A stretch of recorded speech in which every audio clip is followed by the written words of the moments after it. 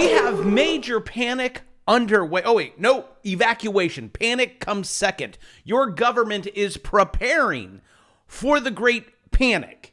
Why don't they do this? Why don't they solve what would create the panic in the first place? And as some would say, we're just waiting for the next shoe to drop. And as a chartist, someone who looks at charts, I am telling you, you could be weeks, maybe even days away from the big one. I know this is primarily a financial channel, so if you like finance, maybe think about subscribing.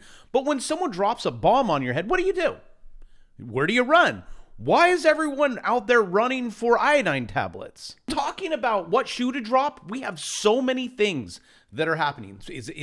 What will it be? Will it be a banking collapse as you guys run out there and do your bank runs, which you guys are sending me photos of? Or you're just low-key taking out a lot of paper, which they're probably going to outlaw that anyways. And in the banking system as a whole, throughout the entire world, well, they're starved. Which is kind of weird to say that because they can just create dollars out of thin air also. When I mean I don't mean like the paper stuff. They can't do that, but they do loans. It's an entire rigged system that they create dollars out of thin air.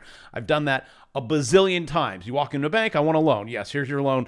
It's just digits. It's debt digits that have to be paid back with interest. But now, for some reason, worldwide banks need actual dollars, and they're getting them from these guys. Well, kind of. The Fed's giving it to these guys is like, oh, we don't see that happening. And it used to be no dealers were showing up, and now there is lots. And it's called dollar liquidity swap lines. Big words over there in the Swiss. But we are funneling, and it was like nothing. And then all of a sudden it was 3 billion, and then it's 6 billion, and 10 and 20. Like it's gonna break, and it always does. Every time the Fed's like, I have a great idea. Back to our main big breaking news story.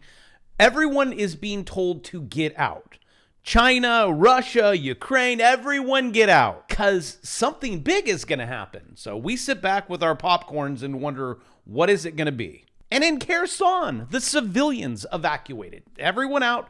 China, everyone out. Chip manufacturer, everyone out amid Ukraine assault as Putin declares martial law for 4 territories. And this announcement comes the day after Russian army said it is preparing to evacuate civilians. So there you go, which was the first Ukrainian city to fall to the invasion in February. Here is the big one. Russians could be preparing for a massive, when you blow up pipelines and you just start blowing things up and you sit there and you're like, how should we come back at this? Well, it looks like we're going to find out.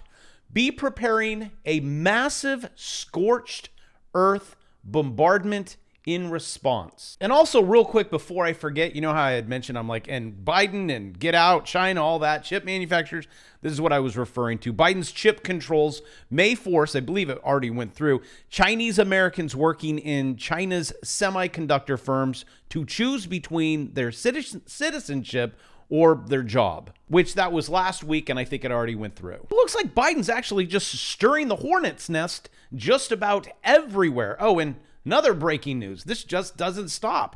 Air Force jets intercept 2 Russian bombers. But now on to our breaking news. Oh my gosh. But we're planning, okay? Because when it all happens, we've planned for it. Great. Thank you, administration. What's November? Elections? Perfect. This should work out. War is always great, when you got to get reelected. Officials, they are currently engaged in prudent planning. Yay! Planning for what? Oh, panic. Oh, where? Oh, hopefully it's not over here. Oh, it's only west. It's not west. Oh, hold on. Let me just let me move it. And wow, it just like disappeared out of my. Oh, there. It's on the other side. If Russia detonates the bomb in Ukraine, how about you just don't push them to do that? Oh, but then again, cutting pipelines and funneling billions of dollars over there for a proxy, I think you're pushing us to it. But now onto the monetary side. We are approaching, all the charts are screaming, like the VIX, you name it. We are all approaching a breaking point, and this thing's going to snap. And thank you, Lance Roberts, for pointing it out. Fed rate hikes approaching the breaking point. I love his chart on this. I like the, we have credit crisis, we have .com, EU, oil, COVID, and then here's the big question marks, which I can guarantee you those question marks are actually going to come from these things right here. This is I took a screenshot as one of my watch lists. You have the top one, U.S. 1-year yield, 4.5, almost 4.6. That's the front end, okay? On the back end, you're looking at a 30-year at closer to 4.1. And what banks do is they borrow from the 1 year, the front end, and then they loan to the back end. But they can't do that. It's upside down. So when it's upside down, they don't do loans. When they don't do loans, no money is created. When there's no money created, there's a recession. When there's no liquidity in the market, other banks from around the world say, whoop, we're done. You see, the world needs liquidity, and you're going to watch it. Right now, they're all freaking out. All it's going to take is just one day. It'll be like the repo. Remember that one spike? It was like, whoa, the Fed's like, okay, we got you, burr. I mean, as if they haven't learned their lessons. I don't know. I think they did, and they're like, this is great. Well, it's great if the powers that be want to create something, which I think they're creating something. And it's like when the world has dollars, right? They're rates to zero. But when the world doesn't, it's like complete opposite. Oh, but also to show you by charts, just to give you kind of a big picture, that one, the red one over here, this is yields, okay? When this end goes above that end, well, it all breaks, and this is what happens to the stock market.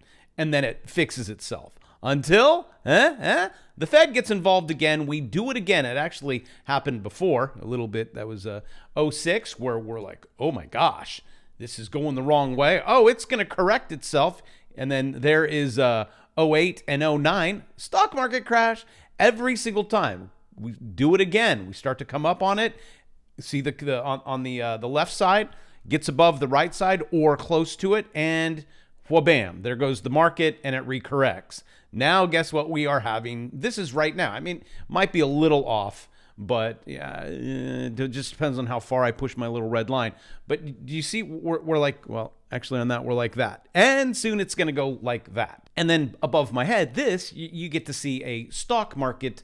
Well, I mean, it's already kind of collapsing already. Trust me when I say this, you haven't seen collapse yet. That blue line's actually probably going to come down to my hair. And then once it goes in, it never comes out. And I know some of you guys wake up and you go, oh, the stock market's not at zero. It crashes slowly. Well, if you're in the stock or bond market, you're like, wow, I just got run over. Since 69, this, trolled again on another year, this is the worst year for stock and bond investors since 1969.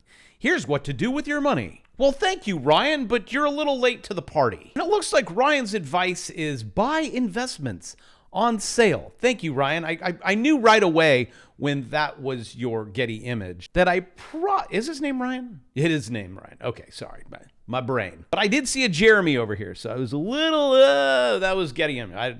Neither of them look like a Jeremy to me, but who am I to judge? But so Ryan says this is the worst year for the stock market. Okay, great. Well, I'm telling you, it's going to get worse. This is going to correct, and you're not going to like it. And usually you'll see these gray bars. I don't know why they don't have recessions in there. We're in a recession, or we're going to go through a big one. And you have CEOs telling you. Actually, I think there was an article. I'll see if I can find it. Everyone. It was like 100%.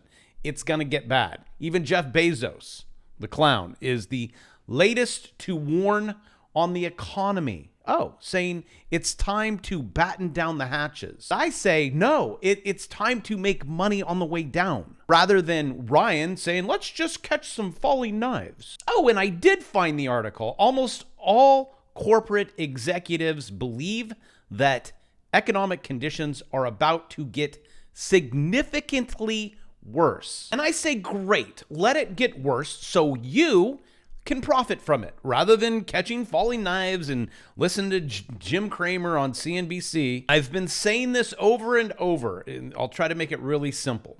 just for safety purposes. Oh, we only paper trade. See above my head, that DXY or UUP, that's in a bull market. You trade it going up. And if for some reason you're like, I don't know how to trade up and I don't know how to trade down, I have a course on both of them. My swing trading course trades it up. My new bear market course trades it down. And my new bear market course, $200. You'll never find it cheaper than that. The only reason it is $200 is because I'm currently filming videos. I try to do one a day. And once I'm done, the prices go up. And it'll go from $200 to $300 just like a shoe drops overnight. Okay, but now you look at this on DXY. You can't, you're almost up 1% today, 0.83. What you do is you take your money, and which the bank already loaned it out. It's already gone. It's probably sitting on the Fed's balance sheet, unless you put in complicated how money moves around. Oh, it's now in a money market fund, $2 trillion. But anyways, you take your little digits and you trade this. I mean, it's not game changer. UUP up 1% today, but I'm pretty sure it beats your savings account. And also these swing trades on the dollar have, because I'm like, please come down to this line. It's all about lines. That's your 200-day moving average, not your weekly. And I mean, you just have little opportunities. I've never even thought, like to move so much money in the dollar. Now, the next time, see, now you've learned. The next time the Fed tightens, the next time they loosen, right, you'll know where to go. Most people in macro knew to run to the dollar. Why is that? Well, because history repeats, and that's what charts are. It's just history. It is fear and greed and math all put into one, and it will tell you when to get in and when to get out, which you should have gotten out. This is the S&P 500, right? See that sell indicator comes on? That's when you get it. That's where you see the buy, you get in. It's all in the courses at both of them. And also, if you want to know where the S&P 500 is going, even though it was up today, bravo, or even though it was down or whatever, whenever there's short squeezes, everyone's like, this must be it. It's not. You're in a channel. Everything, it always travels in channels up. It travels channels down all the way to this little blue line. Oh, and just in case you want to know when the next sell-off is going to be, here, I'll show you. See this touch right there? I'll zoom in just to, okay, you're above the 200, great. You're in a channel heading down, great. One touch, two touch, three touch, floor. Let me just get rid of my Bravo 9, which I trade off of. It goes up, it gets beat down. It's real simple. Swing trade, you wait for something that just has an epic beat down and then a reversal, and then you put in a buy. And then it goes into a range where you close your position. But right now we're getting ready for that epic beat down. When you cross right there, that's the 200-week moving average. Bravo win explosion. When is this all gonna go? Oh, well, I'll show you. You know how you take your blood pressure and it's above 180? Actually, mine was pretty darn high last week. I mean, could it be that I put my body under large amounts of stress? I think maybe. So if for some reason you don't ever see me, here on the YouTubes, you'll know why. And I was actually above that. I know, right? Now, how can you're like, Bravo, take care of yourself, please. I am. I'm trying to. Looking at the chart, we are in that red zone right now, okay? And within a flick of a switch, we are going to have actually cross that little blue line. That is called a liquidity crisis, and it is coming. And then the market's going to really crash, and it's going to look like what happened, well, 08. Or basically, anytime the Fed tried to tighten. I guarantee you that this tightening cycle is not going to end well. Whether it's a liquidity crisis or some kind of crisis, I come here every day. Like I've said before, I don't have to. I'm just trying to help you and prepare you for the probabilities of what is to come, and it's not going to be good. So, well, at least we can make money from it, and I'll see you tomorrow.